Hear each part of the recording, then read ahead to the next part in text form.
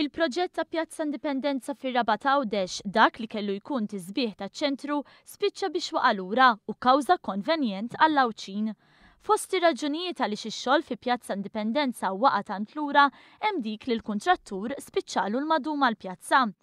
Iżda f'intervista mal-Gazzetta illum, il-fornitur tal-materjal Joe Ellis stqar li l-materjal ma tawħx għaliex ma tħallsux ta' materjal ieħor li kienu fornew. Huwa qal li fis-16 ta' Mejju kiteb lill-kuntrattur Mario Gatt u qallu biex iħallas il-granit li kien diġà taħ sabiex bil-flus ikun jista' jġib il-materjal li kien għad fadal. Ellis qal li l-kuntrattur wieġeb lura fit-3 ta' Ġunju u qal li rid iħallas għall-granit li twaħħal biss. Dan fil-waqt li għall-granit li kien għad baqa' żejjed il-kuntrattur ma rridx iħallsu. Joe Ellis kompla jgħid li huma ma ħadux ċenteżmu wieħed għal madwar 700 metru kwadru ta' granit. Granit li l-kuntrattur tħallas 35% tiegħu mill-kunsill minn qabel.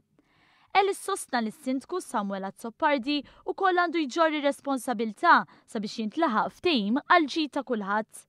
Il-kuntrattur li qed jeħel 300 euro multa kuljum sostna li x-xogħol mistenni jerġa' jibda wara l-festi ta' San George u Santa Marija.